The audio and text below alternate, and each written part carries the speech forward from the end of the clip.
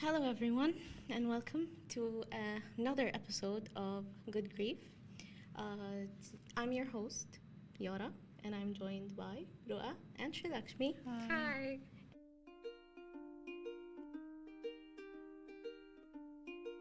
And today we'll be diving into a topic that's often overlooked, I think, and that's how introverts experience and navigate grief. That's actually really interesting. hmm So, for starters, we'll start by defining what it means to be an introvert when it comes to processing grief. First, is anyone of you an introvert? I, personally, I am. I I- wouldn't identify as an introvert. Not to the whole extent of being an introvert. I have Kind of. days when my social battery is Right, like down. kind of, yeah. But I do have. I'm leaning to like an ambivert, an extrovert kind of person. But there are days where I just You want to be definitely indoor. are. Yeah, no. But I think because of the Yeah. high energy, I do have low days, and but nobody knows about that. Like I will not talk about it. But let me tell you, you are an introvert certified extrovert. It's just I'm the one who adopts the introverts. Yes, and yes. that's I what was do. gonna say it takes me some time to get along with other extroverts, and I've definitely clicked here, so it's all good.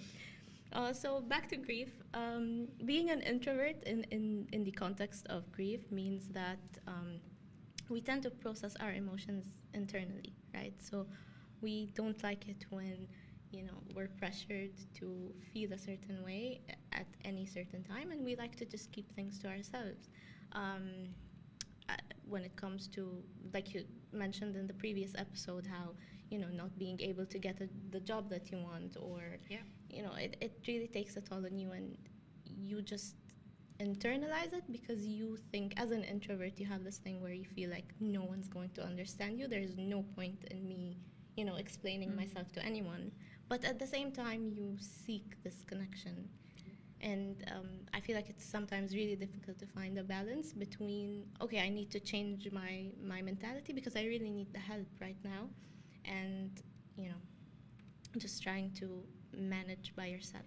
I feel like the feelings might also overshadow each other because at that point you're not sure if you are an introvert, and because you might not be able to express much in a larger way, or like to actively go and talk to people, Yeah. you might confuse your emotions also. You don't know if this is just a part of your personality trait, Exactly. or if this is something you're actually dealing with and you need help. Like True. it could Yes. overshadow. That is 100% true. So one common challenge that introverts face when grieving is feeling misunderstood or overlooked, because again we don't vocalize our emotions, and I feel like it's crucial for friends and family members to understand this aspect. And they say check up on your introvert friend because maybe there's something they want to say but they really just can't. And introverts can cope with grief in like a healthy way, and I think it's important for us to honor our own needs for solitude. I feel like you need to take the time to, again, like you said, process your feelings and understand what you're really feeling, and then to reach out to the people that are around you, family, friends, counselors, whatever you find is necessary for you to move on, and engage in activities. Like these days there's journaling Yeah. and meditation. Try to find any creative outlets that you think this can help you. And we spoke about this in the previous episode as well, where Yeah. to take up these hobbies, right? So if people are constantly telling us that, hey, maybe activities could help, it's just another form of distraction and using yourself into a productive space and making a productive thought out of something, True. which can really help. Like clearly it works. Clearly it's a tried and tested method. So no harm in giving it a shot. And some of these activities are things you can do alone also if you don't want like too many Exactly, people. yeah. Which I think is an introvert's best friend also, to be able to like do something by themselves without any social like energy required. Yeah, true. And yeah, just simply being present, and offering support without expectations. I feel that's something that's important.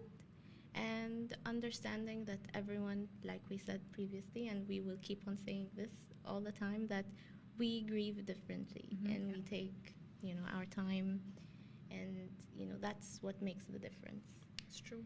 And in conclusion, I encourage everyone struggling with grief, especially introverts, to seek the support in whatever form feels right to them. And there are many resources available. We have support, support groups. We have therapy. We have books on coping with grief. And yeah, thank you for tuning in on today's episode. And remember that whether you're an introvert or an extrovert, it's okay to grieve in your own way and at your own pace. And for our closing line, good grief, you're not alone. I need to go check up on my introverted best friend now. Yes, yeah. Come on.